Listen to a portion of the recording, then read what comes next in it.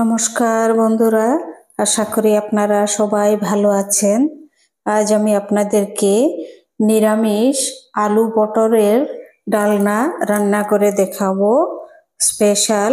তো চলুন দেখে নেবেন আলু পটলের ডালনা কিভাবে আমি রান্না করি। প্রথমে দেখুন আমি 200 গ্রাম পটল আর 3টি আলু কেটে নিয়েছি ভালো করে ধুয়ে। এবার দেখুন 2 চামচ তেলের মধ্যে ফোড়নে দিয়ে দিচ্ছি অল্প গোটা জিরা আর গোটা গরম মশলা। তারপর প্রথমে এই যে 3টি আলু কেটে রাখা এটি দিয়ে দিচ্ছি, অল্প হালকা ভেজে তারপর দিয়ে দিচ্ছি এই আলুর মধ্যেই কেটে রাখা পটলগুলি। এবার 10 মিনিট এটি ভালোভাবে ভেজে নেব আলু আর পটল। 10 মিনিট হয়ে গেছে ভাজা।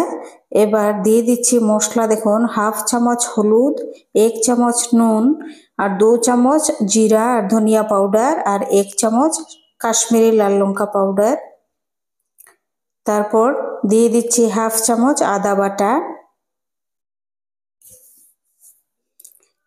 আদা বাটা দেওয়ার পর আরও 10 মিনিট খুব ভালোভাবে এটি মশলার সাথে একদম সাঁতলে নেব ভালোভাবে, যেন কাঁচা গন্ধ না থাকে। এখন সাঁতলানোর পর দিয়ে দিচ্ছি 1 বাটি কাঁচা মটরশুঁটি।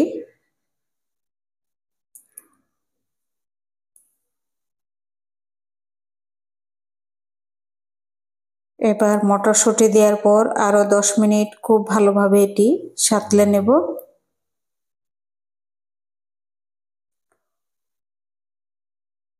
10 মিনিট হয়ে গেছে। এবার দিয়ে দিচ্ছি 1 কাপ গরম জল।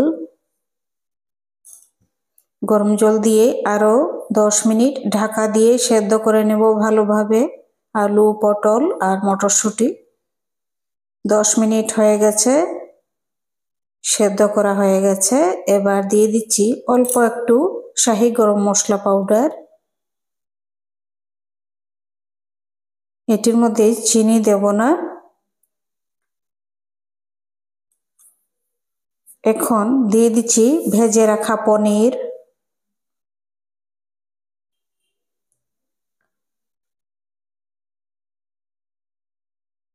এবার গ্যাসটি অফ করে দেব 2টি কাঁচা লঙ্কা দিয়ে।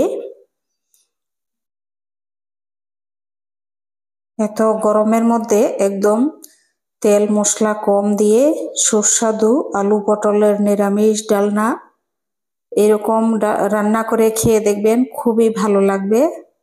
আপনাদের যদি রেসিপিগুলি আমার ভালো লাগে তাহলে সাবস্ক্রাইব করবেন, লাইক করবেন, শেয়ার করবেন আর কমেন্ট করে জানাবেন কেমন হয়েছে আলু পটলের ডালনা। আপনারা এরকম ভাবে রান্না করে খেয়ে দেখবেন, খুবই ভালো লাগবে।